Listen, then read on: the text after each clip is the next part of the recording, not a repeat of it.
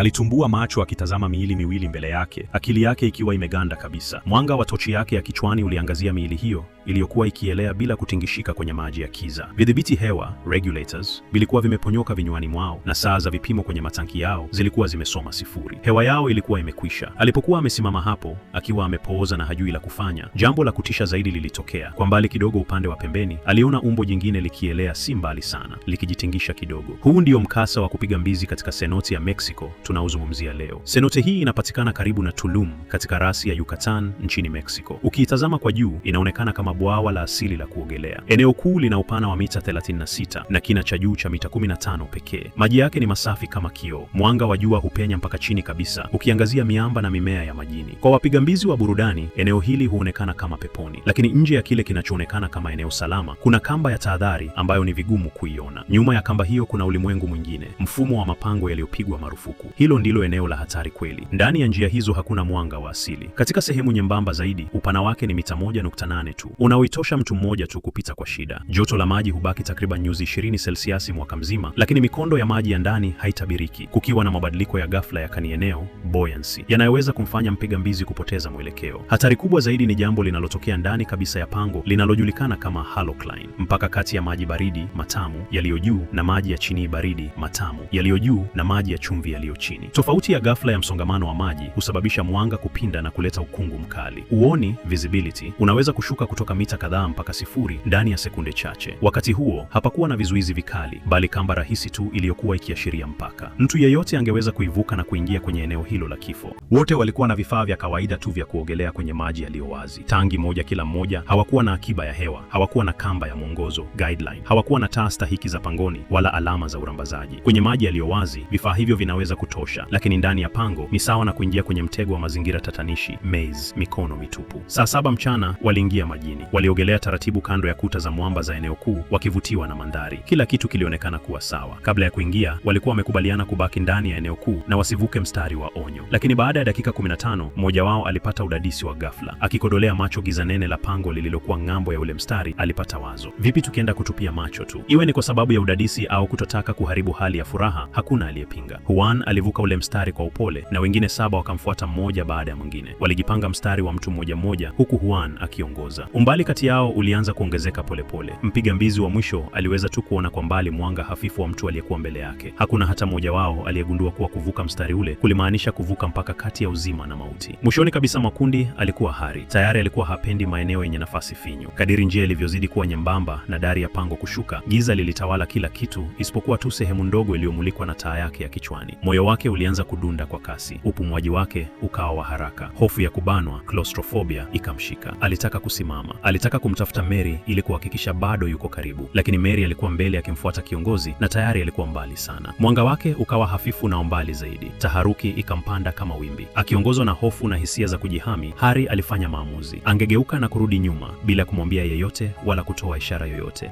Ghafla aligeuka na kuanza kuogelea kwa kasi ya ajabu kuelekea mlangoni. Taa yake ya kichwani ilikuwa ikiyumbayumba huku na kule gizani kama mnyama aliyepagawa akitorokea usalama wake. Juan kwa upande wake hakutazama nyuma hata mara moja. Wale 7 waliobakia waliendelea kuingia ndani zaidi ya pango lile. Walipofika umbali wa mita 80 hivi, ghafla waliingia kwenye tabaka la halocline, mahali maji chumvi na maji baridi yanapokutana. Mwanga ulianza kupinda kwa fujo. Miale ya taa iliyokuwa angavu hapo awali ilififia na kutawanyika. Uoni ulipungua kutoka mita kadhaa hadi chini ya nusu mita, kisha ukapotea kabisa. Hofu kuu ilitanda. Baadhi yao walianza kupiga miguu ovyo, wengine waligeuka wakijaribu kurudi nyuma. Kuna waliokuwa wakijitahidi kumfikia mtu aliyekuwa mbele yao. Katika vurugu hiyo, walitimua matope na mchanga kutoka sakafuni. Mavumbi hayo ya majini yalizagaa kwa kasi na kufanya kutoonekana kwa kitu chochote. Kundi zima lilimezwa na kiza nene. Katika machafuko hayo, Mary aligundua jambo la kutisha. Taa ya mume wake haikuonekana tena. Aligeuka na kumulika kwa taa yake ya uandishi nyuma yake, lakini hakuona chochote isipokuwa maji ya matope. Hari hakuwepo tena. Alielewa papo hapo kuwa mume wake amejitenga na kundi. Bila kusita, aligeuka kuelekea mlangoni akimtafuta. Wapiga mbizi wawili waliokuwa nyuma yake waliona akigeuka. Wakiwa tayari wameingiwa na hofu na kupoteza mwelekeo, walidhani kundi zima linarudi nyuma, hivyo wakamfuata. Hivyo ndivyo kundi lilivyogawanyika mara 3. Hari ambaye alikuwa tayari ameshafika kuruka juu ya maji, Mary na wapiga mbizi wengine wawili wakitafuta njia ya kutokea, na Juan pamoja na wengine watatu waliobakia ambao walikuwa bado wakisonga mbele kwa kuchanganyikiwa. Baada ya muda, hatimaye Juan alikagua mtungi wake wa hewa. Alipotazama kipimo, jasho jembamba lilimshuka. Kulikuwa kumebaki chini ya 10% ya hewa. Katika mchezo wa kupiga mbizi mapangoni, kuna sheria kali iitwayo sheria ya theluthi. Theluthi moja ya hewa kwa ajili ya kuingia, theluthi moja ya kutoka, na theluthi moja kwa ajili ya dharura. Juan alikuwa ameshaikiuka sheria hiyo. Kama wasingetoka saa hiyo, hakuna ambaye angevuka salama. Aligeuka na kumulika nyuma yake. Ni watu watatu tu waliobakia. Wengine wote walikuwa wametoweka. Moyo wake ulidunda kwa hofu. Alijaribu kutafuta karibu naye, lakini katika hali ya kutoona chochote haikuwezekana. Baada ya dakika chache, alingamua ukweli mchungu. Kama wasingeondoka hapo mara moja, wote wanne wangekufa.